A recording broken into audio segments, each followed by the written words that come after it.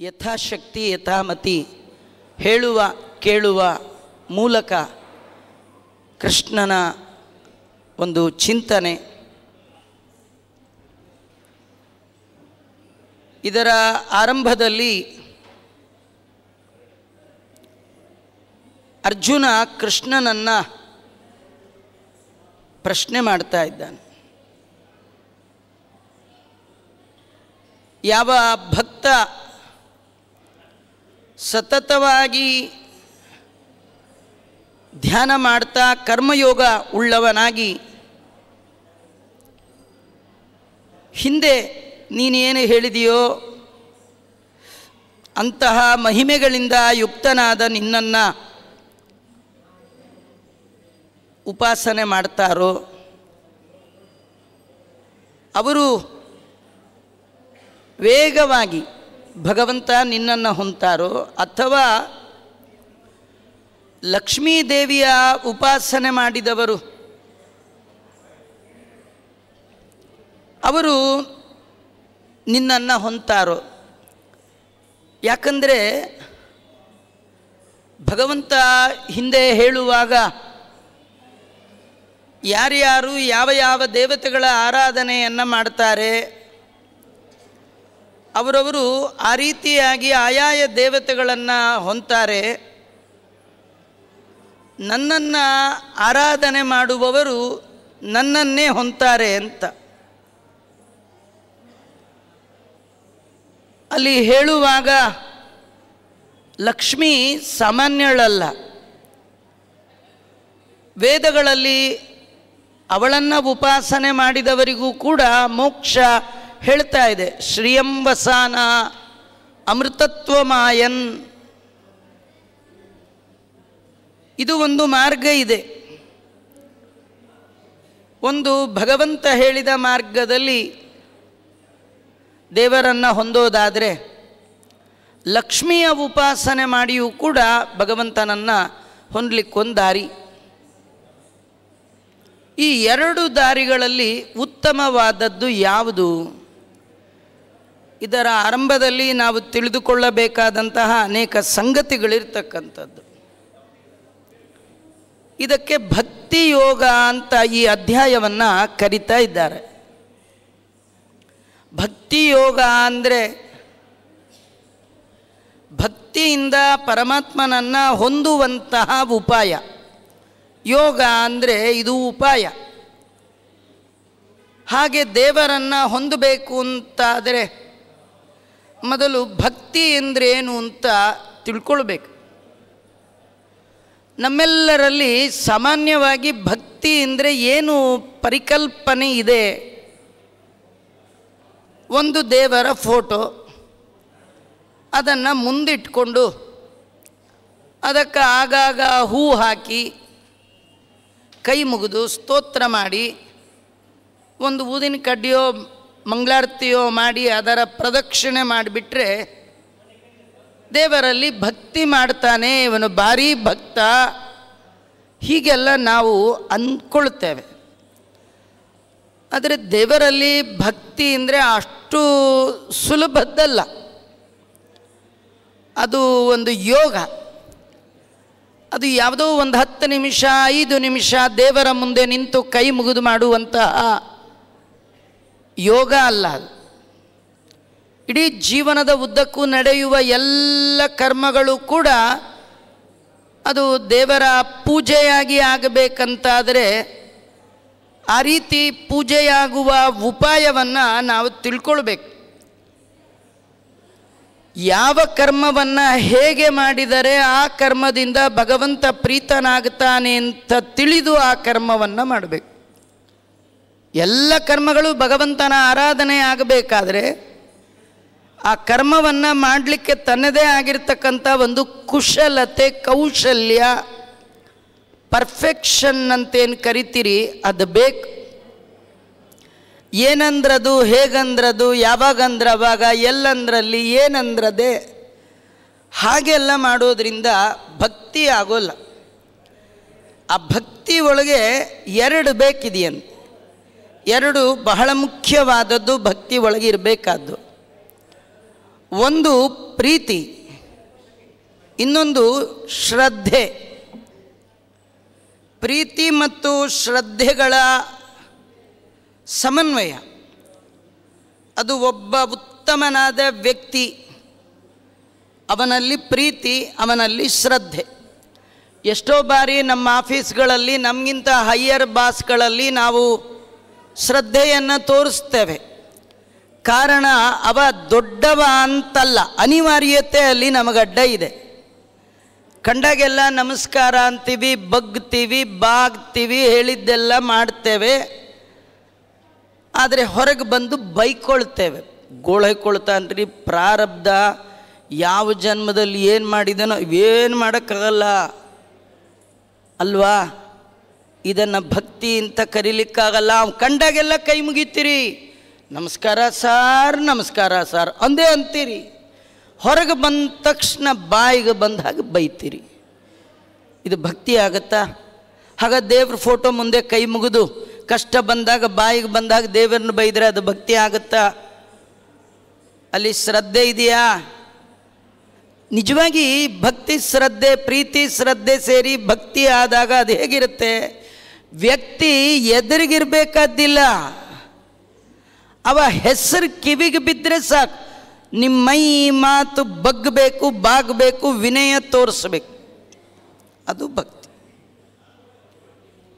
ಈ ಭಕ್ತಿಯ ಬಗ್ಗೆ ಜಗದ್ಗುರು ಮಧ್ವಾಚಾರ್ಯರು ಇಡೀ ಜಗತ್ತಿಗೆ ಭಕ್ತಿಯ ಬಗ್ಗೆ ವಿವರಣೆ ಕೊಟ್ಟವರು ಒಬ್ಬರೇ.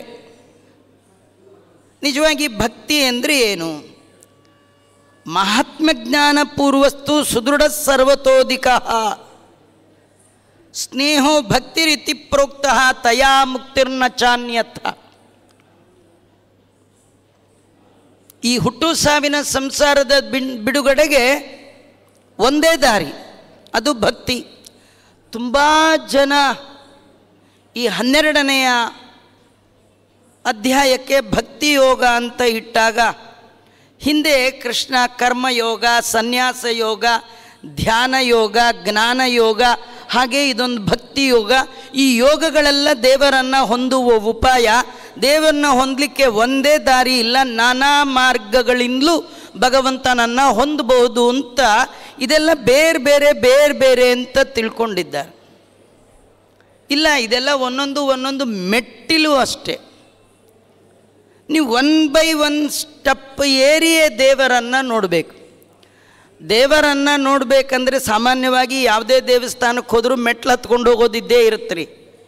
ಮೋಕ್ಷಕ್ಕೆ ಹೋಗಲಿಕ್ಕೆ ಎಷ್ಟು ಮೆಟ್ಲು ಅಂತ ತಿಳ್ಕೊಳ್ಬೇಡಿ, 9 ಮೆಟ್ಲು. ಶ್ರವಣ, ಕೀರ್ತನ, ಸ್ಮರಣ, ಪಾದಸೇವನ, ಅರ್ಚನ, ವಂದನ, ದಾಸ್ಯ, ಸಖ್ಯ, ಆತ್ಮನಿವೇದನ. ಭಗವಂತ ಮಹಿಮೆಗಳನ್ನೆಲ್ಲ ಏನು ಹೇಳಿದ, ಅವನ ಬಗ್ಗೆ ತಿಳ್ಕೊಳ್ಳೋದೇನಿದೆ, ಇದು ಮೊದಲ ಮೆಟ್ಟಿಲು. ನೀವು ಮೊದಲ ಮೆಟ್ಲಲ್ಲೇ ನಿಂತು ದೇವರು ನೋಡ್ತೀನಿ ಅಂದರೆ ಆಗಲ್ಲ. ಯಾಕೆಂದರೆ ನಿಮಗಿಂತ ಮುಂದಿನ ಮೆಟ್ಲಲ್ಲಿ ನಿಂತವರು ಆ ದೇವರು ನೋಡಲಿಕ್ಕೆ ಒದ್ದಾಡ್ತಿರುವಾಗ ನಿಮಗೇನು ಕಾಣುತ್ತೆ? ನೀವು ಪೂರ್ಣ ಹತ್ತಿದಾಗ ಮಾತ್ರ ಭಗವಂತನ ಪೂರ್ಣವಾಗಿ ನಿಮ್ಮ ಯೋಗ್ಯತೆಗೆ ಅನುಗುಣವಾಗಿ ಪೂರ್ಣವಾಗಿ ನೋಡಲಿಕ್ಕೆ ಸಾಧ್ಯ. ಒಂದೇ ಮೆಟ್ಲಲ್ಲಿ ನಿಂತು ನೋಡ್ತೇನೆ ಆಗಲ್ಲ, 2ನೇ ಮೆಟ್ಲಿಗೆ ಹೋಗಬೇಕು, 3ನೇ ಮೆಟ್ಲಿಗೆ ಹೋಗಬೇಕು. ಹಾಗೆ ಕೃಷ್ಣ ಪರಮಾತ್ಮ ಏನು ಕರ್ಮಯೋಗ, ಸನ್ಯಾಸ, ಧ್ಯಾನ, ಜ್ಞಾನ ಇವೆಲ್ಲ ಹೇಳ್ತಾ ಇದ್ದಾನೆ, ಇದೆಲ್ಲ ದೇವರಲ್ಲಿ ಭಕ್ತಿ ಉಂಟಾಗಲಿಕ್ಕೆ ಬೇಕಾದ ಒಂದೊಂದು ಮೆಟ್ಟಿಲು. ದೇವರಲ್ಲಿ ಭಕ್ತಿ ಅಂದರೆ ಮಹಾತ್ಮ ಜ್ಞಾನ ಶ್ರವಣ ಮೊದಲು ಮಾಡಬೇಕು. ಅವನಲ್ಲಿ ಮಾಡುವ ಭಕ್ತಿಯಲ್ಲಿ ಸತತಯುಕ್ತಾಯೇ ಅಂತ ಹೇಳ್ತಾನೆ, ದೃಢತೆ ಬೇಕು. ಏನೋ ದೇವರು ಚೆನ್ನಾಗಿ ಕೊಟ್ಟಾಗ ಅವನ ಕುರಿತು ಹಾಡಿ ಭಜನೆ ಮಾಡಿ ಕೊಂಡಾಡಿ ಕುಣಿದು ಕುಪ್ಪಳಿಸೋದು. ಚೆನ್ನಾಗೆಲ್ಲ ಊಟ ತಿಂಡಿಗೆಲ್ಲ ಇದೆ, ಮನೇಲಿ ನೋ ಪ್ರಾಬ್ಲಮ್, ಏನು ದೇವ್ರ ಭಜನೆ ಎಲ್ಲ ನಡೀತಿರುತ್ತೆ. ಸ್ವಲ್ಪ ಮನೆ ಒಳಗೆ ಹೆಚ್ಚು ಕಮ್ಮಿ ಆಯಿತು ಅಂದರೆ ದೇವ್ರನ್ನೇ ಬೈಯೋದು, ನೀನು ಯಾಕೋ, ನೀನು ಹಂಗೆ ಯಾಕೋ, ನೀನು ಪ್ರಯೋಜನ ಇಲ್ಲ ಅಲ್ವಾ. ದೇವರನ್ನ ಬೈತೇವೆ ನಾವು, ಅದು ಪ್ರಯೋಜನ ಇಲ್ಲ. ಏನಾದರೂ ಆಗಲಿ ದೇವರಲ್ಲಿ ದೃಢವಾದ ಭಕ್ತಿ. ಅದು ಎಂಥದ್ದು? ಎಲ್ಲರಲ್ಲಿ ಮಾಡುವಂತೆ ಪ್ರೀತಿ ದೇವರಲ್ಲಿ ಮಾಡಬಾರ್ದಂತೆ. ನಮಗೆ ಪ್ರೀತಿ ಹೆಂಡತಿಯಲ್ಲಿದೆ, ಮಕ್ಕಳಲ್ಲಿದೆ, ತಂದೆಯಲ್ಲಿದೆ, ತಾಯಿಯಲ್ಲಿದೆ, ಅಕ್ಕಪಕ್ಕದವರ ಮೇಲಿದೆ, ಹಾಗೆ ದೇವರಲ್ಲೂ ಇದೆ. ಅದಾಗಲ್ಲ. ಮತ್ತೆಂಥದ್ದು? ಸರ್ವತೋಧಿಕ. ಯಾರನ್ನಾದರೂ ನಾ ಜೀವನದಲ್ಲಿ ಬಿಡ್ಲಿಕ್ಕೆ ಸಿದ್ಧ, ಭಗವಂತ ನಿನ್ನನ್ನು ಮಾತ್ರ ಬಿಡೋಲ್ಲ. ತೊರೆದು ಜೀವಿಸಬಹುದೇ? ಇದು ಕ್ವಶ್ಚನ್ನು. ಭಗವಂತನನ್ನು ಪ್ರೀತಿ ಮಾಡುವವ ದೇವರಲ್ಲಿ ಕೇಳುವ ಪ್ರಶ್ನೆ, ನಿನ್ನನ್ನು ಬಿಟ್ಟಿರ್ಲಿಕ್ಕಾಗತ್ತಾ? ಹಾಗಾದ್ರೆ ಆಗಲ್ವಾ? ಮತ್ತೇನು ಮಾಡ್ತೀಯ? ಸತತಯುಕ್ತಾಯೇ, ದೃಢವಾಗಿ ಅವನನ್ನೇ ನಂಬಿರ್ತಾನೆ. ಅವನಲ್ಲಿ ಒಂದು ಸ್ನೇಹ ಇದೆ, ಅಂಟಿದೆ, ನಂಟಿದೆ, ಬಿಡ್ಲಿಕ್ಕಾಗದ ಗಂಟಿದೆ ಸ್ನೇಹ. ಇದನ್ನೇ ಭಕ್ತಿ ಅಂತ ಕರೀತಾರೆ. ಈ ಭಕ್ತಿಯನ್ನು ಮತ್ತು ನಮ್ಮ ಟೀಕಾಕೃತ್ಪಾದರು ವಿಸ್ತಾರ ಮಾಡಿ ಹೇಳ್ತಾರ. ನಿರವಧಿಕಾನಂತಾನವದ್ಯ ಕಲ್ಯಾಣ ಗುಣತ್ವ ಜ್ಞಾನಪೂರ್ವಕ ಸ್ವಾತ್ಮಾತ್ಮೀಯ ಸಮಸ್ತ ವಸ್ತುಭ್ಯೋ ಅನೇಕ ಗುಣಾಧಿಕಾರ ಅಂತರಾಯ ಸಹಸ್ರೇಣಾಪಿ ಅಪ್ರತಿಬದ್ಧ ನಿರಂತರ ಪ್ರೇಮ ಪ್ರವಾಹ ರೂಪ ವಿಷಯಾಯ. ನಮಗೆ ದೇವರಲ್ಲಿ ಭಕ್ತಿ ಮಾಡುವಾಗ ದೇವರು ನಮ್ಮನ್ನೇನು ಸುಮ್ಮನೆ ಏಕಾಏಕಿ ನಮ್ಮ ಭಕ್ತಿಯನ್ನು, ನಮ್ಮ ಪೂಜೆಯನ್ನು, ನಮ್ಮ ಕರ್ಮನ ಸ್ವೀಕಾರ ಮಾಡೋಲ್ಲ.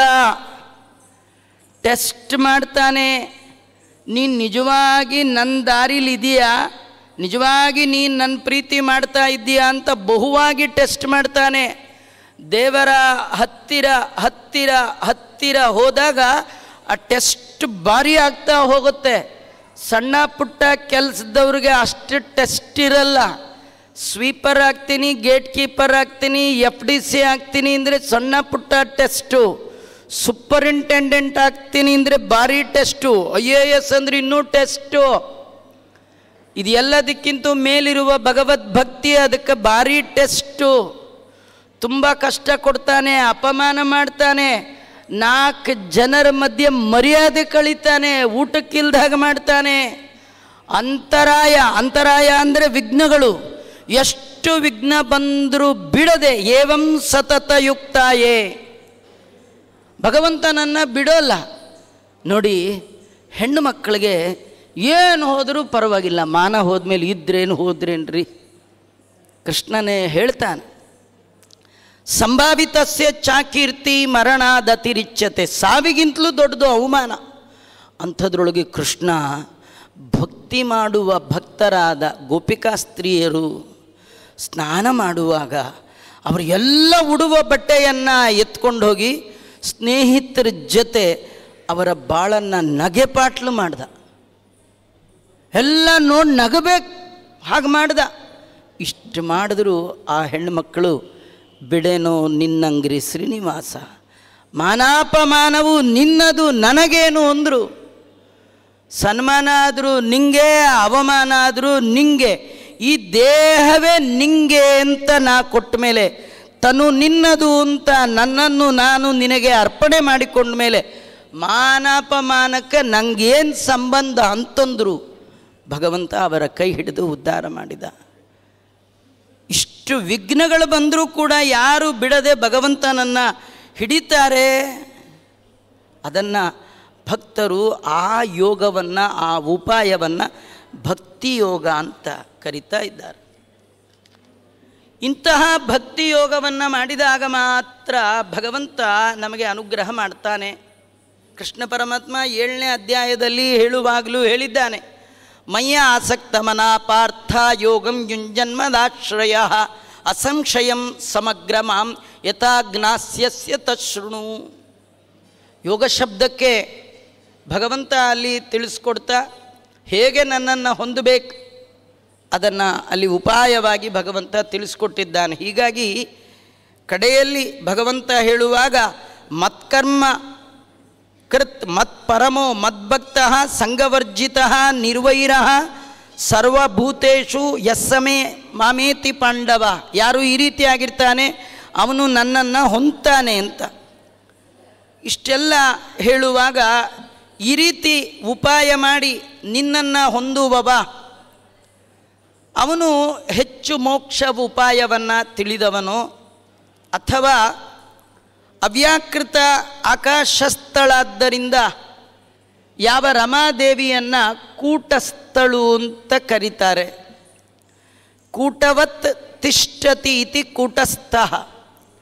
ಕೂಟಸ್ಥಳು ಅಂದರೆ ಎಂದು ಚೇಂಜೇ ಆಗಲ್ಲ, ಒಂದೇ ರೀತಿ ಇರ್ತಕ್ಕಂಥವಳು.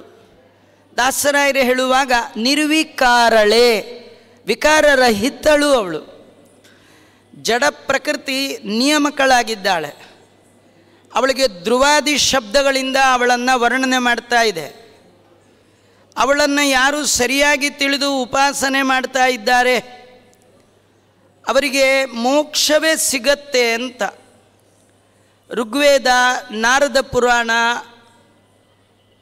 ಕಾಷಾಯಣ ಶ್ರುತಿ, ಬ್ರಹ್ಮಾಂಡ ಪುರಾಣ ಇದೆಲ್ಲ ಆಕೆಯನ್ನು ಅಕ್ಷರ ಅಂತ ಕರೀತಾ ಇದೆ. ರಮಾದೇವಿಗೆ ಏನು ಹೆಸರು? ಲಕ್ಷ್ಮಿಗೆ ಅಕ್ಷರ. ಮುಂದೆ ಪುರುಷೋತ್ತಮ ಯೋಗದಲ್ಲಿಯೂ ಕೂಡ ಭಗವಂತ ಹೇಳುವಾಗ ದ್ವಾಮಿಮೌ ಪುರುಷೌ ಲೋಕೆ ಕ್ಷರಶ್ಚಾಕ್ಷರ ಏವ ಚ. ಜಗತ್ತಿನಲ್ಲಿ ಎರಡು ರೀತಿಯವರು, ಒಂದು ಕ್ಷರ ಪುರುಷರು, ಇನ್ನೊಂದು ಅಕ್ಷರ ಪುರುಷರು. ಕ್ಷರ ಪುರುಷರು ಅಂದರೆ ಬ್ರಹ್ಮದೇವರಿಂದ ಆರಂಭ ಮಾಡಿಕೊಂಡು ಇರುವೆಯ ಪರ್ಯಂತರವಾಗಿ ಇರುವಂತಹ ದೇಹ ಧಾರಣೆ ಮಾಡಿದ ಎಲ್ಲ ಚೇತನ ಕೋಟಿ, ಎಲ್ಲ ಚೇತನರು. ಅವರಿಗೆ ಕ್ಷರ ಅಂತ ಯಾಕೆ ಕರೀತಾರೆ ಅಂದರೆ ಅವರು ಯಾವ ದೇಹ ಧಾರಣೆ ಮಾಡಿದ್ದಾರೆ ಅದನ್ನು ಬಿಟ್ಟು ಹೋಗಲೇಬೇಕು. ಕೆಲವರು ಬೇಗ ಬಿಡ್ತಾರೆ, ಕೆಲವರು ಲೇಟಾಗಿ ಬಿಡ್ತಾರೆ. ಈ ಸೊಳ್ಳೆ ಮೊದಲಾದ ಜೀವ ಬೇಗ ಬೇಗ ಬಿಡ್ತಾ ಇರುತ್ತೆ, ತಿಗಣೆ, ಸೊಳ್ಳೆ, ಸ್ವಲ್ಪ ಮನುಷ್ಯ ಲೇಟು. ಹಾಗೆ ನೋಡ್ತಾ ಹೋದರೆ ಬ್ರಹ್ಮದೇವರಿಗೆ ಭಾರೀ ಆಯುಷ್ಯ, ಆದರೂ ಅವರು ಒಂದಿನ ದೇಹ ಬಿಟ್ಟು ಹೋಗುವಂಥದ್ದೇ, ಹಿಡ್ಕೊಳ್ಳಿಕ್ಕೆ ಬರೋಲ್ಲ. ಬ್ರಹ್ಮಾದಯೋ ಯೋ ದೇವಾಃ ಶರೀರೇ ಕ್ಷರಣಾತ್ ಕ್ಷರ. ಅವರೆಲ್ಲ ಶರೀರವನ್ನು ಕಳೆದುಕೊಳ್ಳುವ ಕಾರಣ ಅವರನ್ನು ಶಾಸ್ತ್ರದಲ್ಲಿ ಕ್ಷರ ಅಂತ ಕರೀತಾರೆ. ಯಾರಿಗೆ ಆ ರೀತಿ ಶರೀರದ ನಾಶ ಇಲ್ವೋ ಅವಳು ಅಕ್ಷರು. ಆ ಅಕ್ಷರಳು ಅಂದರೆ ರಮ. ಇವಳು ಯಾವಾಗಲೂ ದೇವರ ಒಟ್ಟಿಗೆ, ಕೆಲವರ ಮತದ ಪ್ರಕಾರ, ಅಭಿಪ್ರಾಯದ ಪ್ರಕಾರ ಈ ದೇವ್ರನ್ನ ಹಿಡ್ಕೊಂಡು ಹೋಗ್ಬೇಕಂದ್ರೆ 108 ಹೇಳ್ತಾನೆ ಕೃಷ್ಣ. ಮೊದಲು ಕರ್ಮ ಅಂತಾನೆ, ಕರ್ಮಯೋಗ ಅಂತಾನೆ, ಸನ್ಯಾಸ ಅಂತಾನೆ, ರಾಜವಿದ್ಯಾ ಅಂತಾನೆ, ರಾಜಗುಖ್ಯ, ಎಷ್ಟು ತಲೆ ತಿಂತಾನೆ ಈ ಕೃಷ್ಣ. ಇದ್ರ ಬದಲು ಅವ್ರ ಹೆಂಡ್ತಿನ ಹಿಡ್ಕೊಂಡು ಬಿಟ್ರೆ ಸಾಕು. ನಿಮ್ಗೆ ಯಾವುದು ಕೆಲಸ ಆಗಲ್ಲ. ಮಿನಿಸ್ಟ್ರ್ ಕಡೆಯಿಂದ, ಅವ್ರ ಮನೆಯವ್ರ ಕಡೆಯಿಂದ ಒಂದು ಮಾತು ಹೇಳಿಸ್ಬಿಟ್ರೆ ಸಾಕು, ಆಗತ್ತಲ್ಲ. ಹಾಗೆ ನೀವು ಲಕ್ಷ್ಮೀ ಕಾಲು ಹಿಡಿದು ಏನಮ್ಮ ನಿಮ್ಮ ಯಜಮಾನ್ರಿಗೆ ಒಂಚೂರು ಹೇಳ್ತೀಯಾ ಅಂದುಬಿಟ್ರೆ ಸಾಕಂತ. ಲಕ್ಷ್ಮಿ ಯಾರನ್ನು ತೋರಿಸಿ ಸ್ವಾಮಿ ಇವ್ರಿಗೆ ಮೋಕ್ಷ ಕೊಡಬೇಕು, ಆಯ್ತು ಕಣೆ ಅಂತ ಸೈನ್ ಮಾಡು. ಹಂಗಿಲ್ಲ ರೀ. ನಿಮ್ಮ ಥರ ಗಂಡ, ನಿಮ್ಮ ಥರ ಹೆಂಡ್ತಿ ಅಲ್ಲ. ಅವಳು ಇನ್ಫ್ಲೂಯೆನ್ಸ್ ಮಾಡೋದು ಇಲ್ಲ, ಇನ್ಫ್ಲೂಯೆನ್ಸ್ ಮಾಡೋರಿಗೆ ದೇವರು ಎಂಟರ್ಟೈನ್ ಮಾಡೋದು ಇಲ್ಲ. ಯೋಗ್ಯತೆ ಇದೆಯಾ ಬಾ. ಜಾತಿ ಆಧಾರದ ಮೇಲೆ ಭೂಲೋಕದಲ್ಲಿ ಮಾತ್ರ, ದೇವಲೋಕದಲ್ಲಿ ಭಗವಂತನಲ್ಲಿ ನೋ ಜಾತಿ. ನೀವು ಲೈಫಲ್ಲಿರುವ ರೀತಿ ನೀತಿ ದೇವರು ತನ್ನ ಮನೆಗೆ ಕರೆಸ್ಕೊಳ್ಳಿಕ್ಕೆ ಬಹಳ ಮುಖ್ಯವಾದದ್ದು. ತುಂಬ ಜನರ ತಪ್ಪು ಕಲ್ಪನೆ ಶ್ರಿಯಂ ವಸಾನ ಅಮೃತತ್ವಮಾಯನ್. ಲಕ್ಷ್ಮಿಯ ಉಪಾಸನೆ ಮಾಡಿದರೆ ಅಕ್ಷರಂ ಪರಮಂ ಶ್ರೀಸ್ತು ಪರತಃಪರಮಕ್ಷರಂ ಅವ್ಯಕ್ತಂ ಪ್ರಕೃತಿಂ ಪ್ರಾಹು ಕೂಟಸ್ಥ ಚಾಕ್ಷರಂ ಚ ತಾಂ ಪ್ರಧಾನಮಿತಿ ಚ ಪ್ರಾಹು ಮಹಾಪುರುಷ ಇತ್ಯಪಿ ತಾಂ ಬ್ರಹ್ಮ ಮಹದತ್ಯಾಹು ಪರಂ ಜೀವಂ ಪರಾಂಚತ. ಈ ಬ್ರಹ್ಮಾಂಡ ಪುರಾಣದಲ್ಲಿ ಲಕ್ಷ್ಮಿಯನ್ನು ಈ ಎಲ್ಲ ಮಾತುಗಳಿಂದ ಹೇಳ್ತಾರೆ.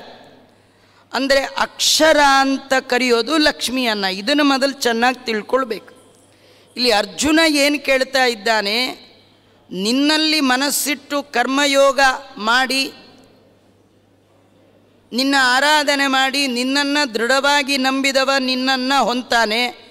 ಇದು ಈಸಿ ಮಾರ್ಗವ, ಅವನು ಬುದ್ಧಿವಂತನ, ಅಥವಾ ಏಪಿ ಅಕ್ಷರಂ ಅವ್ಯಕ್ತಂ, ಯಾರು ಅವ್ಯಕ್ತಳಾಗಿದ್ದಾಳೋ, ಯಾರು ಅಕ್ಷರ ಪುರುಷಳಾಗಿದ್ದಾಳೋ ಅವಳನ್ನು ಹಿಡಿದು ಉದ್ಧಾರ ಆಗ್ತಾನಲ್ಲ, ಅವನು ಉತ್ತಮವಾದ ಮೋಕ್ಷ ಮಾರ್ಗವನ್ನು ತಿಳಿದವನ. ಇಬ್ಬರಲ್ಲಿ ಯಾವುದು ಈಸಿ, ಯಾವುದು ಹಿಡಿದ್ರೆ ನಿನ್ನ ಬಳಿ ಬೇಗ ಬರ್ಬೋದು ಅದನ್ನು ಹೇಳು.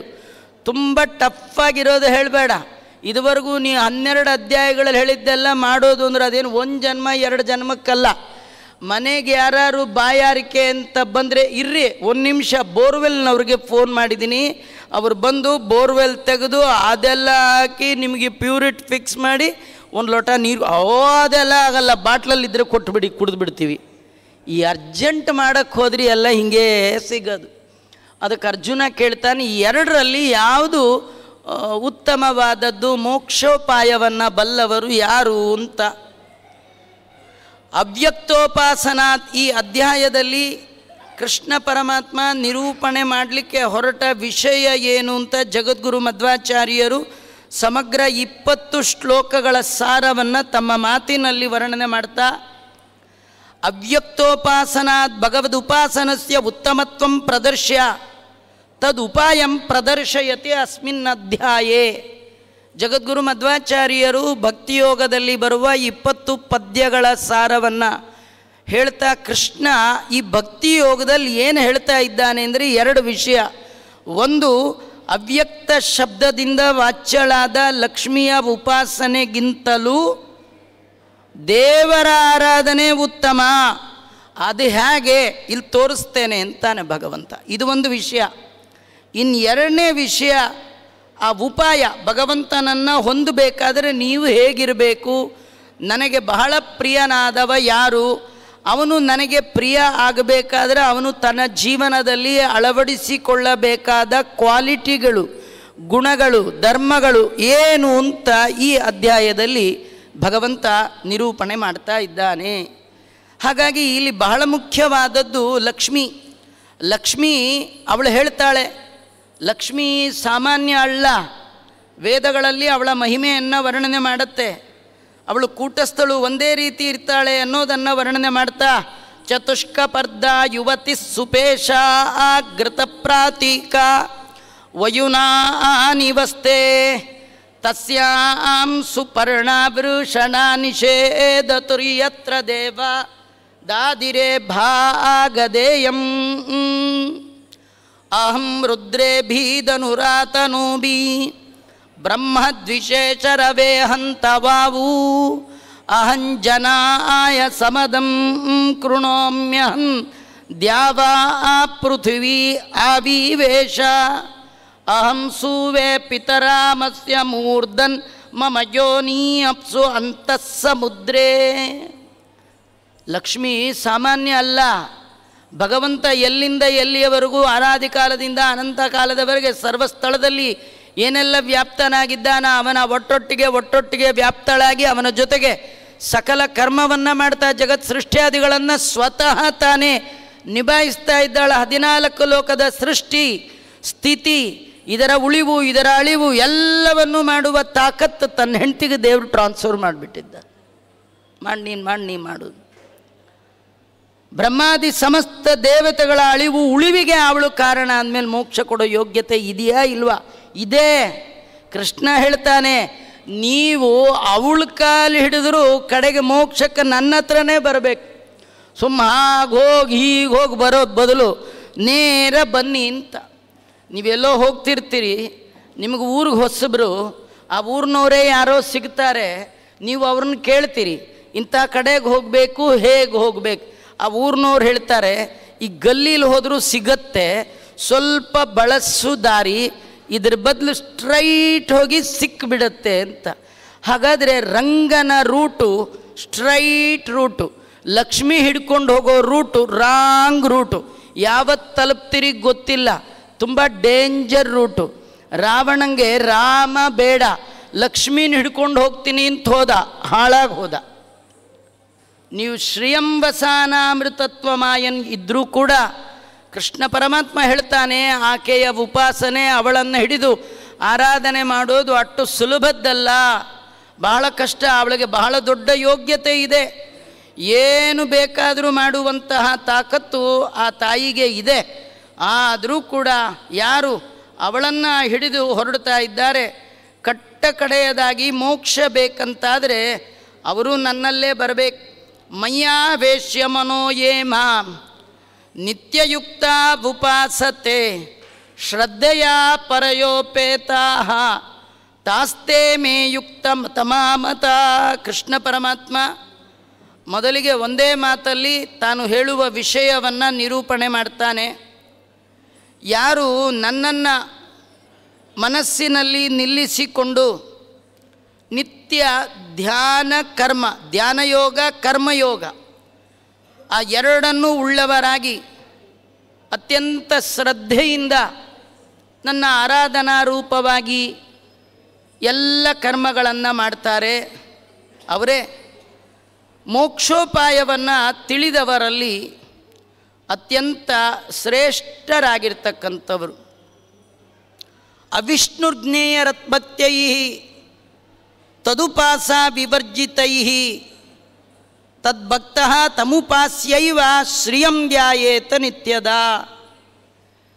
ವಿಷ್ಣುವಿನ ಮಹಿಮೆಯನ್ನು ತಿಳಿದಿದ್ದರೂ ಅವನಲ್ಲಿ ಭಕ್ತಿ ಮಾಡದೇ ಇದ್ದವರು, ಅವನ ಉಪಾಸನ ಮಾಡದೇ ಇದ್ದವರು ಲಕ್ಷ್ಮಿಯ ಉಪಾಸನೆ ಮಾಡಿದರು ಅಂದರೆ ದೇವರನ್ನು ಬಿಡೋದು, ಲಕ್ಷ್ಮಿಯನ್ನು ಹಿಡಿಯೋದು. ದೇವರನ್ನು ಬಿಡಲಿಕ್ಕೆ ಎರಡು ಕಾರಣ. ಬಹಳ ಬೇಗ ವರ ಕೊಡ್ತಾಳೆ, ಲಕ್ಷ್ಮಿ ಹತ್ರ ಹೋಗೋದು, ದೇವರ ಹತ್ರ ಹೋದರೆ ಲೇಟು ಅಂತ. ಇನ್ನು ಕೆಲವರು ದೇವರ ಬಗ್ಗೆ ತಿಳ್ಕೊಳ್ಳೋಕ್ಕೆ ಹೋಗಲ್ಲ, ನಮಗೆ ಬೇಕಾದ್ದೇನು ಲಕ್ಷ್ಮಿ, ಅದು ಈಕೆನೇ ಕೊಡೋದಾದರೆ ಆತನ ಹತ್ರ ಯಾಕೆ ಹೋಗಬೇಕು ಅಂತ. ಹಾಗೆ ಯಾರಾದರೂ ಮಾಡಿದರೆ ಲಕ್ಷ್ಮೀದೇವಿ ಖಂಡಿತವಾಗಿ ಅವರಿಗೆ ಅನುಗ್ರಹ ಮಾಡೋದೇ ಇಲ್ಲ, ಶಾಪವನ್ನೇ ಕೊಡ್ತಾಳೆ.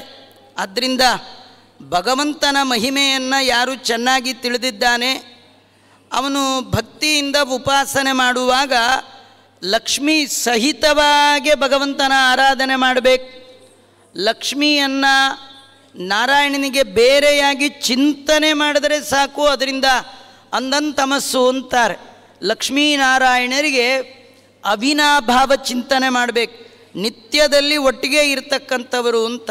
ಯೇ ತ್ವಕ್ಷರಮನಿರ್ದೇಶ್ಯಂ ಅವ್ಯಕ್ತಂ ಪರ್ಯುಪಾಸತೆ ಸರ್ವತ್ರ ಗಮಚಿಂತ್ಯಂಚ ಕೂಟಸ್ಥಮಚಲಂ ಧ್ರುವಂ ಸಂಯಮ್ಯೇಂದ್ರಿಯಗ್ರಾಮಂ ಸರ್ವತ್ರ ಸಮಬುದ್ಧಯಃ ತೇ ಪ್ರಾಪ್ನುವಂತಿ ಮಾಮೇವ ಸರ್ವಭೂತಹಿತೇ ರತಃ.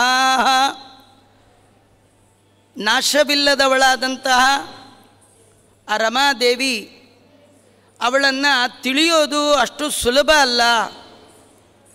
ಅವಳು ಪ್ರಕೃತಿಗೆ ಅಭಿಮಾನಿಯಾಗಿದ್ದಾಳೆ, ಎಲ್ಲ ಕಡೆ ಅವಳು ವ್ಯಾಪ್ತಳಾಗಿದ್ದಾಳೆ.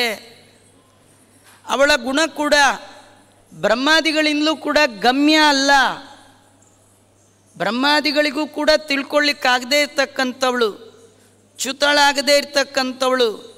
ನಿರ್ವಿಕಾರಳಾದ ಲಕ್ಷ್ಮಿಯನ್ನು ಉಪಾಸನೆ ಮಾಡಬೇಕಾದ್ರೆ ಇಂದ್ರಿಯ ನಿಗ್ರಹ ತುಂಬ ಬೇಕು. ಇಂದ್ರಿಯ ನಿಗ್ರಹ ಉಳ್ಳವರು ಲಕ್ಷ್ಮಿಯನ್ನು ಉಪಾಸನೆ ಮಾಡಿದರೂ ಕೂಡ ನನ್ನಲ್ಲಿ ಭಕ್ತಿ ಮಾಡದೆ ಲಕ್ಷ್ಮೀನ ಮಾಡಿದ್ದೇನೆ ನಿಮ್ಮದು ಮತ್ತೆ ಬೇರೆ ಮಾಡಬೇಕಾ ಅಂತ ಹೇಳೋ ಆಗಿಲ್ಲ, ನಾರಾಯಣನ ಮಾಡಲೇಬೇಕು. ಆದ್ದರಿಂದ ಭವಂತು ತ್ವದುಪಾಸಕ ಏವ ಉತ್ತಮಾಃ. ಲಕ್ಷ್ಮೀ ಉಪಾಸನೆ ಮಾಡಿರಿ, ಆದರೆ ದೇವರನ್ನು ಬಿಟ್ಟು ಮಾಡಿದರೆ ಮಾತ್ರ ಅದು ಎಂದೂ ಕೂಡ ಸಿದ್ಧಿಗೆ ಮೋಕ್ಷದ ಅದಕ್ಕೆ ಕಾರಣ ಆಗೋಲ್ಲ. ಯಾಕೆ, ಏನು ತೊಂದರೆ? ಕೃಷ್ಣ ಹೇಳ್ತಾನೆ, ಕ್ಲೇಶೋ ಅಧಿಕತರಸ್ತೇಷಾಂ ಅವ್ಯಕ್ತಾಸಕ್ತಚೇತಸಾಂ ಅವ್ಯಕ್ತಾ ಹಿ ಗತಿರ್ದುಃಖಂ ದೇಹವದ್ಭಿರವಾಪ್ಯತೆ. ಬಹಳ ಪ್ರಯಾಸ. ಲಕ್ಷ್ಮಿ ಒಬ್ಬಳನ್ನೇ ಉಪಾಸನೆ ಮಾಡುವಾಗ ಇಂದ್ರಿಯಗಳು ಜಾರಿದರೆ ಹೋಯ್ತು. ಹೆಣ್ಣು ರೂಪ ಆ ಲಕ್ಷ್ಮಿಯ ಅಪ್ರತಿಮ ಸೌಂದರ್ಯ.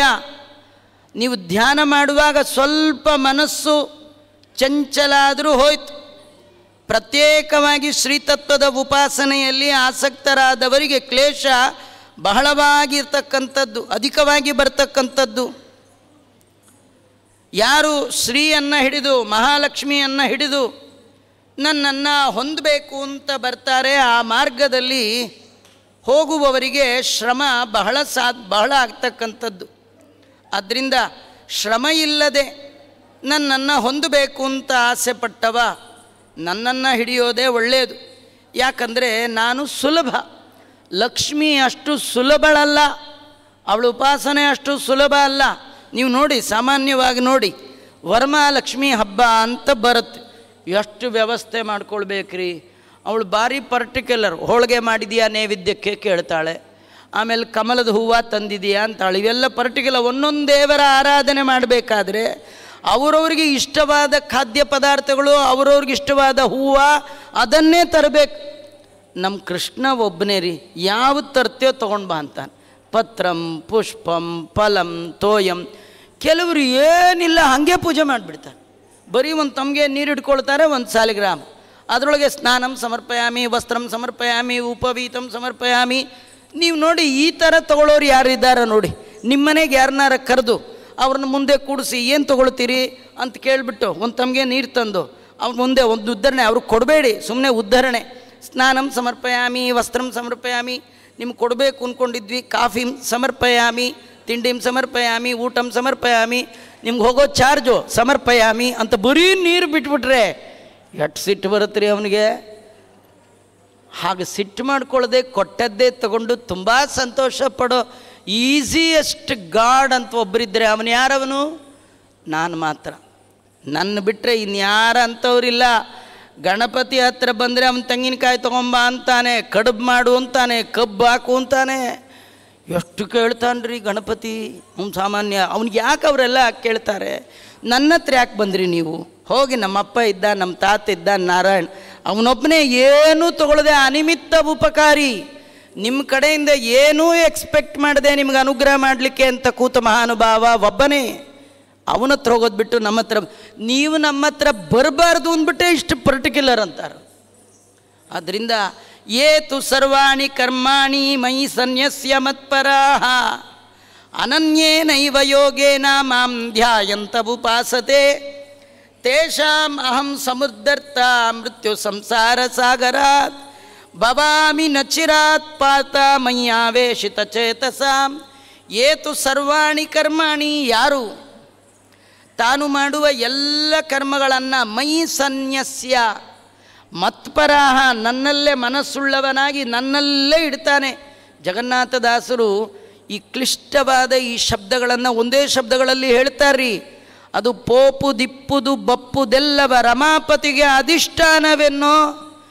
ಏನು ಮಾಡ್ತೀಯೋ, ಏನು ಹೋಗ್ತೀಯೋ, ಎಲ್ಲಿ ಬರ್ತೀಯೋ, ಏನು ಹೆಂಗಿದೆಯೋ ಎಲ್ಲವನ್ನು ದೇವರೇ ನಿಂದಿದು, ನಿಂದು ನಿಂದು ನಿಂದು ನಿಂದು, ನಂದೇನದೋ ಸ್ವಾಮಿ ನಿಂದೇ ಇದೆಲ್ಲ ಅಂತ ಮನಪೂರ್ವಕವಾಗಿ ಅವನಿಗೆ ಅರ್ಪಣೆ ಮಾಡಿದರೆ ಅನನ್ಯೇನೈವ ಯೋಗೇನ, ಅನನ್ಯವಾದ ಈ ಉಪಾಯದಿಂದ ನನ್ನನ್ನು ಧ್ಯಾನ ಮಾಡ್ತಾ ಯಾರಿರ್ತಾರೆ ಅಂತಹವರನ್ನು ತೇಷಾಂ ಸಮುದ್ಧರ್ತ, ಈ ಮೃತ್ಯು ಹುಟ್ಟು ಸಾವು ಅನ್ನುವ ಸಂಸಾರದಿಂದ ಚೆನ್ನಾಗಿ ದಾಟಿಸುವ ಅಂಬಿಗ ನಾನು. ಅವನು ನೋಡಿ ನಾವು ಅನ್ಬೇಕು, ಅಂಬಿಗ ನಾ ನಿನ್ನ ನಂಬಿದೆ, ಇಡೀ ಜೀವನದಲ್ಲಿ ನಿನ್ನನ್ನು ನಾನು ನಂಬಿದ್ದೇನೆ, ದೇವರನ್ನು ನಂಬಿಲ್ಲ.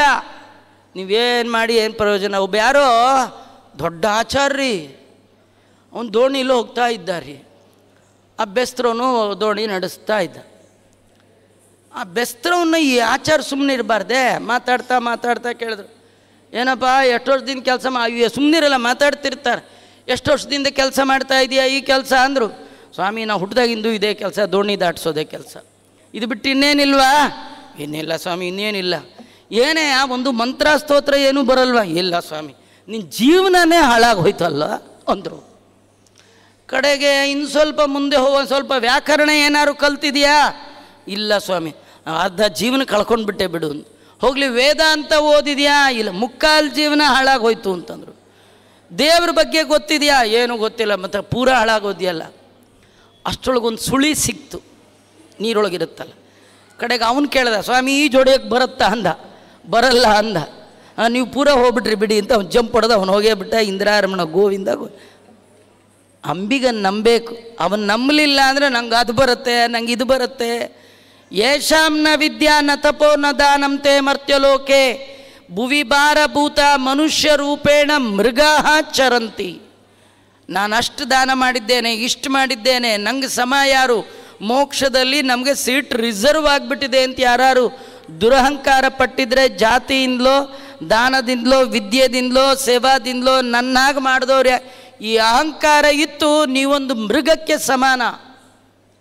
ಒಂದೇ ದಾರಿ, ಮೈ ಅನನ್ಯೇನೈವ ಯೋಗೇನ ಮಾಂ ಧ್ಯಾಯಂತ ಉಪಾಸತೆ. ಏನು ನಡೀತಾ ಇದೆ ಅದೆಲ್ಲ ನೀನು ಮಾಡಿಸಿದ್ದು, ನಿನ್ನಿಂದ ಆಯಿತು. ಅಂಥವರನ್ನು ಈ ಮೃತ್ಯು ಸಂಸಾರ ಸಾಗರದಿಂದ ಚೆನ್ನಾಗಿ ಉದ್ಧಾರ ಮಾಡುವವನು ನಾನು, ನನ್ನ ಬಿಟ್ಟರೆ ಮತ್ತಾರು ಆ ರೀತಿ ಇಲ್ಲೇ ಇಲ್ಲ. ಮಯ್ಯೇವ ಮನಾದತ್ಸ ಮಯಿ ಬುದ್ಧಿಂ ನಿವೇಶ್ಯಸಿ ಮಯ್ಯೇವ ಅತ ಊರ್ಧ್ವಂ ನ ಸಂಶಯ. ನನ್ನಲ್ಲಿ ಮನಸ್ಸಿಡು, ಯುದ್ಧ ಮಾಡುವಾಗ ನನ್ನಲ್ಲಿ ಮನಸ್ಸಿಡು, ಯುದ್ಧವನ್ನು ನನ್ನ ಆರಾಧನೆ ಅಂತ ಮಾಡು. ಅದು ಸಾಧ್ಯ ಆಗದೇ ಇದ್ದರೆ ನನ್ನಲ್ಲಿ ಮನಸ್ಸಿಡೋಕ್ಕಾಗ್ತಾ ಇಲ್ಲ. ಅಯ್ಯೋ ಆಗಲ್ಲ ಆಚಾರ್ಯ, ನೀವು ಹೇಳ್ದಟ್ಟು ಸುಲಭ ಅಲ್ಲಪ್ಪ, ನೀವೇನು ಪುರಾಣ ಕೂತು ಹೇಳೋ ಹೋಗ್ಬಿಡ್ತೀರಿ, ಅದು ಮಾಡೋದಟ್ಟು ಸುಲಭ ಅಲ್ಲ ಅಂತ ನಿಮಗಲ್ಲ, ಕೃಷ್ಣಂಗೂ ಗೊತ್ತು. ನೀವು ಮಾಡಲ್ಲ ಅಂತ ನಂಗಲ್ಲ, ಕೃಷ್ಣಂಗೂ ಗೊತ್ತು. ಅದಕ್ಕೆ ದೇವರು ಹೇಳ್ತಾನೆ, ನಿಂಗೆ ಇನ್ನೊಂದು ಉಪಾಯ ಹೇಳ, ನಿನಗೆ ನನ್ನಲ್ಲಿ ಮನಸ್ಸಿಡಬೇಕು, ನನ್ನ ಉಪಾಸನೆ ಮಾಡಬೇಕು. ಆಗಲ್ಲ ಅಲ್ಲ, ಹೋಗಲಿ ಬಿಡು, ನೀನು ಒಂದು ಕೆಲಸ ಮಾಡು, ಯಾವಾಗಲೂ ನನ್ನ ತಿಳ್ಕೊಳ್ಬೇಕು ಅಂತ ಟ್ರೈ ಮಾಡು. ನೀವು ಮನೇಲೇ ಕೂತ್ಕೋ, ಪುರಾಣಕ್ಕೇನು ಬರಬೇಡ, ಆದರೆ ಕೂತ್ಕೊಂಡಾಗ ಪಶ್ಚಾತ್ತಾಪ ಪಡು. ಪ್ರವಚನಕ್ಕೆ ಬರಬೇಕು ಅಂದ್ಕೊಂಡೆ ಆಚಾರ್ಯ, ಬರಲಿಕ್ಕೇ ಆಗಲಿಲ್ಲ, ಏನೋ ನಂಗೆ ದೇವರು ಯಾವಾಗ ಅನುಗ್ರಹ ಮಾಡ್ತಾನೋ ದೇವ್ರ ಬಗ್ಗೆ ಅಂತ ಪ್ರಯತ್ನ ಮಾಡು.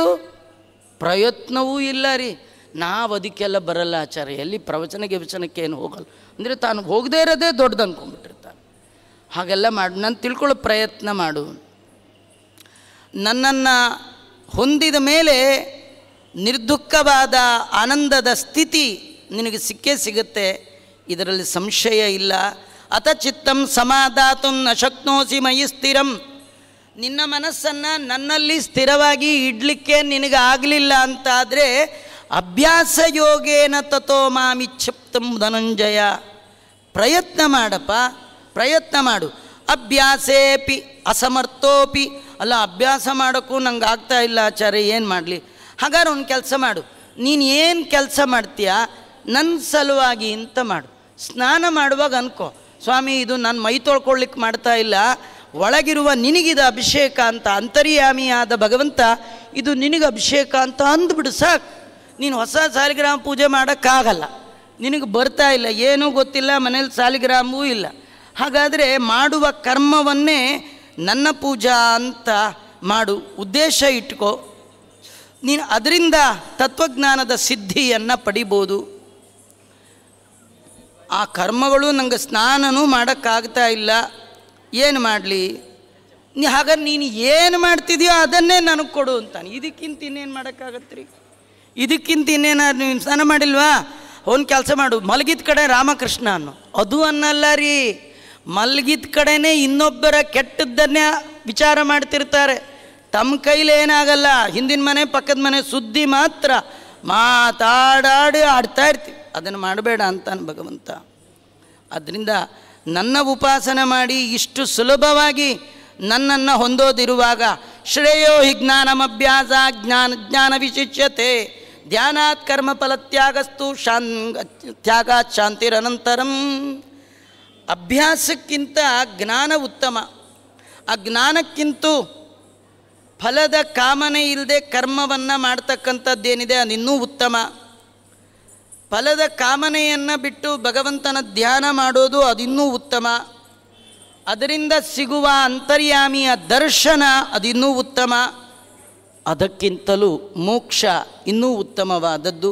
ಇಂತಹ ಉತ್ತಮೋತ್ತಮವಾದ ಮೃತ್ಯು ಸಂಸಾರ ಬಂಧನದಿಂದ ಪಾರಾದಂತಹ ಮೋಕ್ಷ ಅದು ನನ್ನಿಂದ ನಿಮಗೆ ಸಿಗ್ತಕ್ಕಂಥದ್ದು. ಹೀಗೆ ನೀನು ನನ್ನ ಅನುಗ್ರಹವನ್ನು ಪಡಿಬೇಕು ಅಂತಾದರೆ ನಿನ್ನಲ್ಲಿ ಏನೆಲ್ಲ ಗುಣಧರ್ಮಗಳಿರಬೇಕು ಅನ್ನೋದನ್ನು ಭಗವಂತ ಆ ಸಂದರ್ಭದಲ್ಲಿ ವರ್ಣನೆ ಮಾಡಿ, ನನಗೆ ಪ್ರಿಯನಾದವ ಯಾರು ನನ್ನಲ್ಲಿ ಭಕ್ತಿಯನ್ನು ಮಾಡ್ತಾ ಇದ್ದಾನೆ, ನನಗೆ ಪ್ರಿಯನಾಗಿದ್ದಾನೆ, ಅವನಿಗೆ ಮೈ ಅನನ್ಯಮನ ದತ್ಸ ಮಯಿ ಬುದ್ಧಿಂ ನಿವೇಶಯ. 6 ಶ್ಲೋಕಗಳಲ್ಲಿ ಭಗವಂತನನ್ನು ಹೊಂದಲಿಕ್ಕೆ ಬೇಕಾದಂತಹ ಸಾಧನಗಳನ್ನೆಲ್ಲ ವರ್ಣನೆ ಮಾಡಿ ಮುಂದೆ 13ನೆಯ ಶ್ಲೋಕದಿಂದ 7 ಶ್ಲೋಕಗಳಲ್ಲಿ ತನ್ನ ಭಕ್ತರು ಯಾರು, ಹೇಗಿರ್ತಾರೆ, ಅವರಲ್ಲಿರುವಂತಹ ಲಕ್ಷಣಗಳೇನು, ಇದನ್ನೆಲ್ಲ ಹೇಳ್ತಾನೆ. ಅದ್ವೇಷ್ಟ ಸರ್ವಭೂತಾನಾಂ ಮೈತ್ರ ಕರುಣ ಏವ ಚ. ಅದ್ವೇಷ್ಟ ಸರ್ವಭೂತಾನಾಂ, ನನ್ನ ಅನುಗ್ರಹ ಸಂಪಾದನೆ ಮಾಡಬೇಕು ಅಂತ ನಿನಗಾಸೆ ಇದ್ದರೆ ಯಾವ ಪ್ರಾಣಿಗಳ ಮೇಲೂ ದ್ವೇಷ ಮಾಡಬೇಡ. ದ್ವೇಷದಿಂದ ಕೂಡಿದ ಮನಸ್ಸು ಕೊಳಕು ಮನಸ್ಸು, ಅಲ್ಲಿ ನಾನು ಬರಲ್ಲ ಅಂತಾನೆ. ನೋಡಿ, ಧ್ರುವ ಮಹಾರಾಜ ತಪಸ್ಸಿಗೆ ಹೋಗುವಾಗ ಅಮ್ಮ ಕರೆದು ಹೇಳಿದ್ಲು, ಚಿಕ್ಕಮ್ಮನ ಮೇಲೆ ಸಿಟ್ಟು ಮಾಡಿಕೊಂಡು ಹೋಗಬೇಡ. ಮಾಮಂಗಲಂತಾತ ಪರೇಶು ಮಂಸ್ತಾ ಭುಂಕ್ತೆ ಜನೋ ಯತ್ಪರ ದುಃಖದಸ್ತತ್. ನಿನಗೆ ಚಿಕ್ಕಮ್ಮನ ಮೇಲೆ ಸಿಟ್ಟಿದೆ, ಆ ಸಿಟ್ಟಿಟ್ಕೊಂಡು ದೇವ್ರ ಧ್ಯಾನಕ್ಕೆ ಹೋಗಬೇಡಪ್ಪ. ದೇವರ ಅನುಗ್ರಹ, ಎಂಥ ತಾಯಿ ಅಂತ ಒಳ್ಳೆ ಮಾತು ಹೇಳಿದ್ರಿ. ಇದು ಯಾರಿಗೋ ಹೇಳಿದ್ದು ಅನ್ಕೋಬೇಡಿ, ನಮಗೇನೆ. ಈ ಪೂಜೆ ಮಾಡಿ ಅಂತ 10 ಸತಿ ಹೆಂಡತಿ ಹೇಳಿದ್ರೆ ಆ ಗಂಡ ತಂಬಿಗೆ ತೊಗೊಂಡು ನೆಲಕ್ಕೆ ಕುಟ್ಟಿ ಸಿಟ್ಟಿಗೆ ಹಾಳಾಗೋಲಿ ಮಾಡಿಬಿಡ್ತೀನಿ, ಸಾಕಾಯಿತು ನಿನ್ನ ಕಾಟ, ಹಾಳಾಗೋಲಿ ಅಂತ ಬೈಕೊಂಡು ದೇವ್ರ ಪೂಜೆಗೆ ಹೋಗ್ತಾನಲ್ಲ, ಅದು ಹೋಗಬೇಡ. ಮಾಮಂಗಲಂ, ಸಿಟ್ಟಿಟ್ಕೊಂಡು ಬೇಡ, ಯಾರ ಮೇಲೂ ದ್ವೇಷ ಮಾಡಬೇಡ. ನಮಗೆ ಯಾರು ಕಂಡ್ರೂ ಆಗಲ್ಲ ರೀ. ನಮಗೆ ಇಲ್ಲಿ ಯಾರ ಮೇಲೂ ದ್ವೇಷ ಮಾಡಬೇಡ ಕೃಷ್ಣ ಹೇಳ್ತಾನೆ. ನಮಗೆ ಎಲ್ಲರ ಕಂಡ್ರೂ ದ್ವೇಷ, ಯಾರು ಕಂಡ್ರೂ ಆಗಲ್ಲ. ಗಂಡನಿಗೆ ಹೆಂಡತಿ ಕಂಡ್ರಾಗಲ್ಲ, ಹೆಂಡತಿಗೆ ಗಂಡ ಕಂಡ್ರಾಗಲ್ಲ, ಗಂಡ ಹೆಂಡತಿಗೆ ಮಕ್ಕಳು ಕಂಡ್ರಾಗಲ್ಲ, ಮಕ್ಕಳು ಕಂಡ್ರಿಗೆ ಅಪ್ಪಂಗೆ, ಅತ್ತೆಗೆ ಸೊಸೆ ಕಂಡ್ರಾಗಲ್ಲ, ಸೊಸೆಗೆ ಅತ್ತೆನ ಕಂಡ್ರಾಗಲ್ಲ, ಶಿಷ್ಯರು ಕಂಡ್ರೆ ಗುರುಗಳಿಗಾಗಲ್ಲ, ಗುರುಗಳು ಕಂಡ್ರೆ ಶಿಷ್ಯರಿಗಾಗಲ್ಲ ಅಲ್ವಾ. ಲೇಟಾಗಿ ಪ್ರವಚನ ಬಿಡೋನ್ ಕಂಡ್ರೆ ಆಚಾರ ಕಂಡ್ರೆ ಆಗಲ್ಲ. ನಮಗೆ ನೋಡಿ ಯಾರು ಕಂಡ್ರೆ ಆಗಲ್ಲ ಅಲ್ವಾ. ಅದಕ್ಕೆ ದೇವ್ರಿಗೂ ನಮ್ಮನ್ನು ಕಂಡ್ರೆ ಆಗಲ್ಲ. ದೇವ್ರಿಗೆ ಯಾಕೆ ನಮ್ಗೆ ಕಂಡ್ರೆ ಆಗಲ್ಲ ಅಂದರೆ ನಮಗೆ ಯಾರು ಕಂಡ್ರೂ ಆಗಲ್ಲ. ಹಾಗಾದ್ರೆ ದೇವರು ನಮಗೆ ಭಾಳ ಬೇಕಾದವನಾಗಬೇಕಾದ್ರೆ ನಿಮಗೆ ಬೇಡದೇ ಇರೋರು ಅನ್ನೋರೇ ಇರಬಾರ್ದು, ಎಲ್ಲರೂ ಬೇಕು. ಯಾಕಂದರೆ ಕೃಷ್ಣ ಅಂತಾನೆ, ಎಲ್ಲರ ಒಳಗೆ ನಾನೇ ಇದ್ದೇನೆ, ನಾನು ಇಲ್ಲದವರು ಯಾರಿಲ್ಲೇ ಇಲ್ಲ. ನೀವು ಯಾರನ್ನು ದ್ವೇಷ ಮಾಡಿದ್ರು ನನ್ನನ್ನೇ ಮಾಡಿದ ಹಾಗೆ. ಅದ್ವೇಷ್ಟ ಸರ್ವಭೂತಾನಾಂ, ಎಲ್ಲ ಪ್ರಾಣಿಗಳ ಒಳಗೆ ಪರಮಾತ್ಮ ಇದ್ದಾನೆ ಅಂತ ತಿಳಿದುಳಿದು ಅವರವರ ಯೋಗ್ಯತೆಗೆ ಅನುಗುಣವಾಗಿ ಅವರವರಿಗೆ ಮಾಡಬೇಕಾದ್ದನ್ನು ನಾವು ಮಾಡಿದರೆ ಅದು ಭಗವಂತನ ಆರಾಧನೆ ಆಗುತ್ತೆ. ಅದ್ವೇಷ್ಟ ಸರ್ವಭೂತ, ಇದೊಂದು ಗುಣ ಇರಬೇಕು. ಇನ್ನೊಂದು ಮೈತ್ರ. ಮೈತ್ರ ಅಂದರೆ ಮಿತ್ರತ್ವ. ಕಷ್ಟ ಬಂದಾಗ ಕಷ್ಟದ ಕಾರಣವನ್ನು ತಿಳಿಸಿ ಆ ಕಷ್ಟದಿಂದ ರಕ್ಷಿಸುವವ ಇದ್ದಾನಲ್ಲ, ಅವನನ್ನು ಮಿತ್ರ ಅಂತ ಕರೀತಾರೆ. ಇಂತಹ ಗುಣ ಸಾಧನೆ ಮಾಡುವವರಲ್ಲಿ ಇರಬೇಕು. ಯಾರಾದರೂ ತಂಬಳಿ ನನಗಿಂತ ಕಷ್ಟ ಅಂದರೆ ಕೈಲಾದ್ದು ನಿಮ್ಮ ಲಿಮಿಟ್ ಒಳಗೆ ದೇವರೇ ನೀನು ಪ್ರೀತನಾಗುವಂತ ಮಾಡಬೇಕು. ಸುಮ್ಮನೆ ನಿಮಗೊಂದು ಉದಾಹರಣೆ ಹೇಳ್ತೀನಿ. ಇದೆಲ್ಲ ಅವಕಾಶ ರೀ, ದೇವರು ಅವಾಗವಾಗ ಕೊಡ್ತಾನೆ, ಯೂಸ್ ಮಾಡಿಕೊಂಡ್ರೆ ಉಂಟು, ಇಲ್ಲದೇರಿಲ್ಲ. ಎಷ್ಟೋ ಜನ ಮೆಟ್ಲತ್ವ ಒದ್ದಾಡ್ತಿರ್ತಾರೆ. ನೀವು ಅವ್ರು ನೋಡಿ ಬೇಗ ನೋಡಿರಿ, ಜೋರು ಮಾಡೋ ಬದಲು ಅವ್ರಿಗೊಂಚೂರು ಕೈ ಕೊಟ್ಟು ಮೇಲೆ ಹತ್ಸಿ ಕೃಷ್ಣಾರ್ಪಣ ಅಂದರೆ ಒಳಗಿರೋ ಭಗವಂತ ಪ್ರೀತನಾಗ್ತಾನೆ. ಅಥವಾ ಯಾರೋ ವಯಸ್ಸಾದವ್ರು ನಿಲ್ಲಿಕ್ಕಾಗ್ತಿಲ್ಲ, ಅವ್ರಿಗೊಂಚೂರು ಜಾಗ ಮಾಡಿಕೊಟ್ರೆ ಸಾಕು, ನಿಮಗೆ ದೇವರು ಪ್ರೀತನಾಗ್ತಾನೆ. ನೀವು ಮಾಡ್ಬೋದಾದಂಥ ಸಹಾಯ ಸೇವಾ ಇದು ಬೇಕು. ಕರುಣಾ ಅದ್ವೇಷ್ಟ ಸರ್ವಭೂತಾನಾಂ ಮೈತ್ರ ಕರುಣ ಏವ ಚ. ನಿರ್ಮಮೋ ನಿರಹಂಕಾರ ಸಮದುಃಖ ಸುಖಕ್ಷಮಿ ಸಂತುಷ್ಟ ಸತತಂ ಯೋಗಿ ಯತಾತ್ಮ ದೃಢ ನಿಶ್ಚಯ ಮಯ್ಯರ್ಪಿತ ಮನೋ ಬುದ್ಧಿ ಯೋ ಮದ್ಭಕ್ತ ಸಮೇ ಪ್ರಿಯ.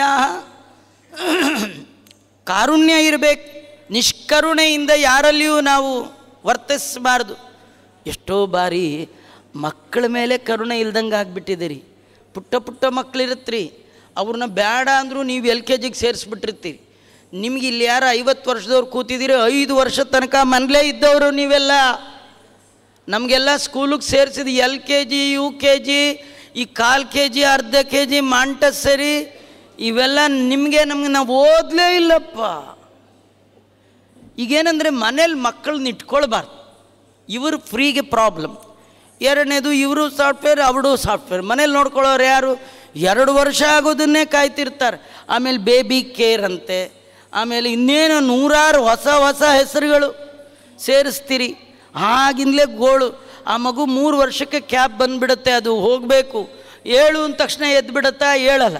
ಈ ತಾಯಿಗೋ ಅರ್ಜೆಂಟು, ಎಡಗೈಲಿ ಮಗುನ ಎತ್ತಿ ರಪ್ಪ ಒಂದು ಬಾರಿಸಿ ಪ್ರಾರಬ್ಧ ಹೇಳಲ್ಲ ಅಂತ ಹೇಳಿ ಒಳಗೆ ಕರ್ಕೊಂಡೋಗಿ ನೀರು ಸುರಿದು ಸೋಪ್ ಹಚ್ಚಿ ಬರಬರ ಹಲ್ಲು ತಿಕ್ಕಿ ಆ ಮಗುಗೆ ಬ್ಯಾಗು ಬೇಡ ಏನು ನೋಡಿದೆ ರೆಡಿ ಮಾಡಿ ಕಾರಲ್ಲಿ ಬಿಸಾಕ್ಬಿಟ್ಟು ಆರಾಮಂದ್ರಿ. ಏನು ಕರುಣೆನೇ ಇಲ್ವಲ್ರಿ. ಪಾಲಯೇತ್ ಪಂಚವರ್ಷಾಣಿ, 5 ವರ್ಷದ ತನಕ ಮಕ್ಕಳು ದೇವರಿಗೆ ಪರಿಪೂರ್ಣ ಸಮಾನತೆ. ಈ ಕೃಷ್ಣ ಬೇರೆ ಅಲ್ಲ, ನಿಮ್ಮಲ್ಲಿರೋ ಮಗು ಬೇರೆ ಅಲ್ಲ. ಕೃಷ್ಣ ಅವನ ಹತ್ರ ಹೋಗಿ ಕಿಟಕಿಲಿ ಹೀಗೆ ನೋಡಿದ್ರೆ ಕೃಷ್ಣ ನಮ್ಮನ್ನು ನೋಡಂತಾನೆ. ನಿಮ್ಮಲ್ಲಿರೋ ನನ್ನ ಸನ್ನಿಧಾನದ ಮಗುವನ್ನೇ ನೋಡ್ಕೊಳ್ಳೋ ಯೋಗ್ಯತೆ ನಿಂಗಿಲ್ಲ, ನನ್ನ ಹತ್ರ ಬಂದ್ಯಾ?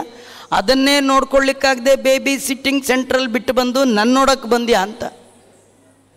ಆ ಬೇಬಿ ಒಳಗೆ ನಾನೇ ಇದ್ದೇನೆ, ಅಲ್ಲಿ ನನ್ನನ್ನು ನೋಡು, ಅಲ್ಲಿ ನನ್ನ ಆರಾಧನೆ ಮಾಡು ಅಲ್ವಾ. ಮೈತ್ರ ಕರುಣ ಕಾರುಣ್ಯನೇ ಇಲ್ಲ, ತಾಯಿಗೆ ಇಲ್ಲ ಅಂದರೆ ಇನ್ಯಾರಿಗಿರ್ಬೇಕು? ಜಗತ್ತಲ್ಲಿ ಕರುಣಾಮಯಿ ಅಂದರೆ ತಾಯಿ.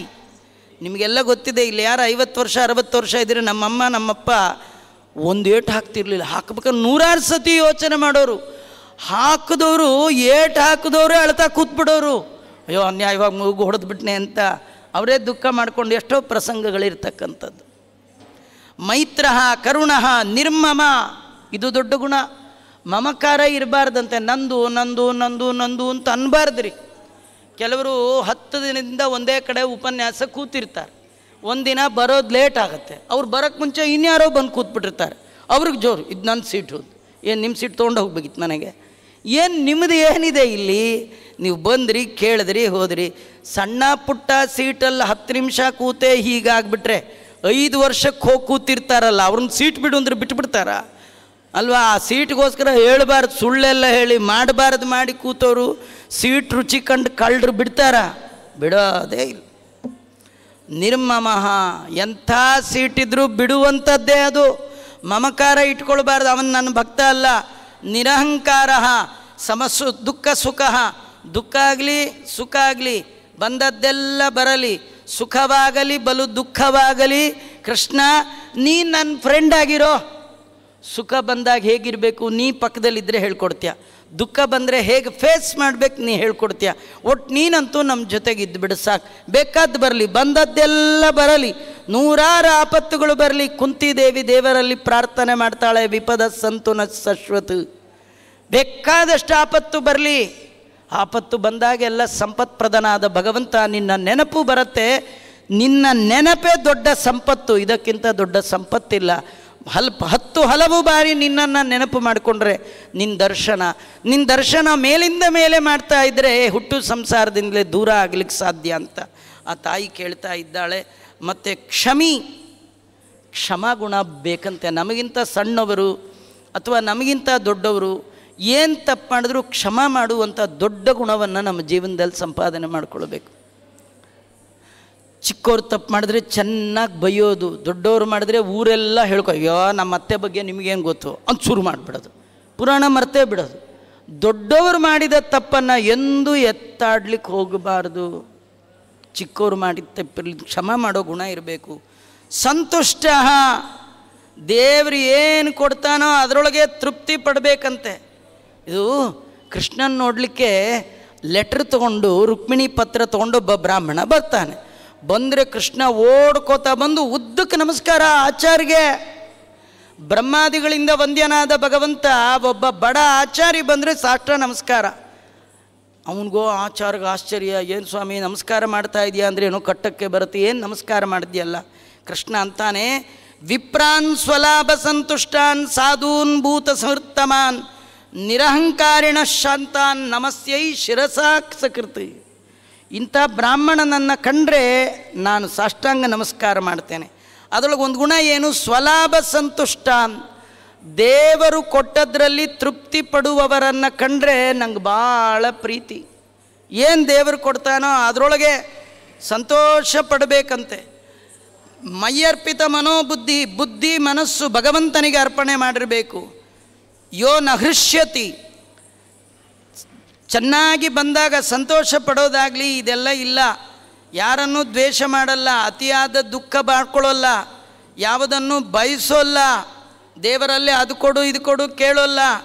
ಪ್ರಹ್ಲಾದ ಮೊದಲಾದವರು ಭಗವಂತ ಬಂದಾಗ ಏನು ಬೇಕು ಅಂತ ಕೇಳಿದ್ರು ಏನನ್ನೂ ಬೇಡಲಿಲ್ಲ. ನನಾಕ ಪೃಷ್ಟನ್ನ ಚ ಪಾರಮೇಷ್ಟ್ಯಂ ನ ಚ ಸಾರ್ವಭೌಮಂ ನ ರಸಾಧಿಪತ್ಯಂ. ಯಾವುದು ಬೇಡ ಅಂದಿದ್ದಾರೆ. ಸಂತುಷ್ಟೋ ಏನ ಕೇನಚಿತ್, ದೇವ್ರು ಏನು ಕೊಟ್ಟಿರ್ತಾನೆ ಅದ್ರಲ್ಲಿ ಚೆನ್ನಾಗಿದೆ ಚೆನ್ನಾಗಿದೆ ಅಂತಿರ್ಬೇಕು. ಒಂದು ಸಣ್ಣ ಕತೆ ಹೇಳಿ ಇನ್ನು 3 ನಿಮಿಷಕ್ಕೆ ಮುಗಿಸ್ಬಿಡ್ತೇನೆ. ಮುಗಿಸ್ತೇನೆ ಅಂತಂದ್ರೇ ಒಂದು ಸಂತೋಷ ಅಲ್ವಾ, ಇದಕ್ಕಿಂತ ಇನ್ನೇನು ಸಂತೋಷ ಬೇಕು. ಅದು ಒಬ್ಬ ಬ್ರಾಹ್ಮಣ ಒಂದು ದೇವಸ್ಥಾನಕ್ಕೆ ಹೋಗಿ ದೇವ್ರನ್ನ ಕೈ ಮುಗಿತಿದ್ದ. ಮುಗಿಯುವಾಗ ದೇವ್ರ ಹತ್ರ ಮೆಲ್ಲಗೆ ಹೇಳ್ತಿದ್ದ ಕಿಟಕಿ ಒಳಗೆ, ಏನು ದೇವ್ರೆ ಎಷ್ಟು ಒಳ್ಳೆ ಹೆಂಡತಿ ಕೊಟ್ಟಿದೀಯಾ, ಎಂಥ ಒಳ್ಳೆ ಹೆಂಡತಿ, ನನ್ನ ಎಲ್ಲ ಸಾಧನೆಗೆ ಅನುಕೂಲ ಆಗುವಂತಹ ಉತ್ತಮ ಹೆಂಡತಿಯನ್ನು ಕೊಟ್ಟೆ, ನೀ ಕೊಟ್ಟದ್ದು ಒಳ್ಳೆಯದಾಯಿತು ಅಂತ ದೇವ್ರಿಗೆ ಹೇಳ್ತಿದ್ದ. ಇನ್ನೊಬ್ಬ ಬ್ರಾಹ್ಮಣ ಬಂದ, ಅವನು ಮೆಲ್ಲಗೆ ದೇವ್ರ ಹತ್ರ ಹೇಳ್ತಿದ್ದ, ಏನು ಸ್ವಾಮಿ ಎಂಥ ಜಗಳಗಂಟಿ ಹೆಂಡ್ತಿನ ಕೊಟ್ಟೆ ನೀನು ನನಗೆ, ಇಂಥ ಜಗಳಗಂಟಿ ಹೆಂಡತಿ ಜಗತ್ತಲ್ಲೇ ಸಿಗಲ್ಲ, ಆದರೆ ಒಳ್ಳೆ ಹೆಂಡತಿ ಕೊಟ್ಟೆ ಎಂದ. ಅಲ್ಲ, ಒಳ್ಳೆ ಹೆಂಡತಿ ಕೊಟ್ಟದ್ದಕ್ಕೂ ಒಬ್ಬ ಬ್ರಾಹ್ಮಣ ಬಂದು ಒಳ್ಳೇದಂದ, ಜಗಳಗಂಟಿ ಕೊಟ್ಟರು ಒಳ್ಳೇದಂದ. ಆ ಜಗಳಗಂಟಿ ಗಂಡ ಅಂದ, ಆ ಜಗಳಗಂಟಿ ಸಿಕ್ಕಿದ್ದಕ್ಕೆ ದೇವಸ್ಥಾನಕ್ಕೆ ಬರೋ ಬುದ್ಧಿ ನಂಗೆ ಬಂತು, ಇಲ್ಲದೆ ಆದರೆ ಮನೆಯಲ್ಲೇ ಕೂತ್ಕೊಳ್ತಿದ್ದೆ. ಇದ್ರ ತಾತ್ಪರ್ಯ ಇಷ್ಟೇ, ದೇವ್ರು ಏನು ಕೊಡ್ತಾನೋ ಅದರೊಳಗೆ ಎಸ್ ಎಸ್ ಎಸ್ ಅನ್ಬೇಕಂತೆ. ನಿಮ್ಮ ಲೋಕದಲ್ಲಿಯೇ ಬಾಸ್ ಹೇಳಿದ್ದಕ್ಕೆಲ್ಲ ಎಸ್ ಎಸ್ ಅಂತಿದ್ರೆ ಬರೀ ಇನ್ಕ್ರಿಮೆಂಟ್ ಕೊಡ್ತಿರ್ತಾರ್ರಿ. ನೀವು ಬಾಸ್ಗೆ ಏನಾದರೂ ವೈ ಆ್ಯಂಡ್ ವಾಟ್ ಅಂದ್ರಿ ಬರೀ ಟ್ರಾನ್ಸ್ಫರ್ ಮಾಡ್ತಾರೆ. 14 ಲೋಕದಲ್ಲಿ ಎಲೆಕ್ಷನ್ನೇ ಇಲ್ಲದ ಬಾಸ್ ಭಗವಂತ, ನಾವೆಲ್ಲ ಅವನಿಗೆ ದಾಸರು. ಅವನು ಏನು ಮಾಡ್ತಾನೆ ಅದಕ್ಕೆ ಆದುದ್ದೆಲ್ಲ ಒಳಿತೇ ಆಯಿತು ಅಂಥೇಳಿ ಭಗವಂತನನ್ನು ನಾವು ತಿಳ್ಕೊಳ್ಬೇಕೇ ವಿನಃ ಹೀಗಿರಬೇಕು ಹಾಗಿರಬೇಕು ಅಂತ ನಾವು ಭಗವಂತನಲ್ಲಿ ಕೇಳೋ ಹಾಗಿಲ್ಲ. ಸರ್ವಾರಂಭ ಪರಿತ್ಯಾಗಿ ಯೋ ಮದ್ಭಕ್ತ ಸಮೇ ಪ್ರಿಯ ಅನಪೇಕ್ಷ ಶುಚಿ ದಕ್ಷ ಉದಾಸೀನ ಗತವ್ಯತಃ. ಅನಪೇಕ್ಷ, ದೇವರನ್ನು ಬಿಟ್ಟು ಇನ್ನೊಂದನ್ನು ಕೇಳಬಾರ್ದು. ಆಡುವ ಮಕ್ಕಳು ಸಿಟ್ಟು ಬಂದಾಗ ಅಳು ಬಂದಾಗ ಒಂದೇ ಕೇಳುತ್ತದು, ಅಮ್ಮ ಅಮ್ಮ ಅಮ್ಮ. ಆ ಮಗುವಿಗೆ ಏನು ಕೊಟ್ಟರು ಬೇಡ, ಎಲ್ಲ ಬಿಸಾಕತ್ತೆ. ಆ ಮಗುವಿಗೆ ಏನು ಬೇಕು? ಅಮ್ಮ. ಹಾಗಾದ್ರೆ ನಾವು ದೇವರ ಹತ್ರ ಏನು ಕೇಳಬೇಕು? ದೇವ್ರು ನಿಂಗೆ ಮನೆ ಕೊಡ್ತೀನಿ, ಮಡದಿ ಕೊಡ್ತೀನಿ, ಬೇಡ ಬೇಡ ಬೇಡ. ನೀನಿತ್ತ ಸೌಭಾಗ್ಯ ನಿಬಿಡವಾಗಿದೆ ನನಗೆ, ನಂಗೆ ಬೇಕಾಗಿರೋದು ಒಂದೇ, ಅದು ನೀನೇ ಬೇಕು ಅಂತ ದೇವರಲ್ಲಿ ಕೇಳಬೇಕು. ಅವನನ್ನು ಬಿಟ್ಟು ಬೇರೆದೇನು ಕೇಳಬಾರ್ದು. ದೇವರನ್ನು ಕೇಳಿದ ಹಾಗಲ್ಲ, ದೇವರನ್ನು ಬಿಟ್ಟು ಏನು ಕೇಳಿದರೂ ಕೇಳಿದ ಹಾಗೆ. ಅದಕ್ಕೆ ದೇವರನ್ನೇ ಕೇಳಬೇಕು.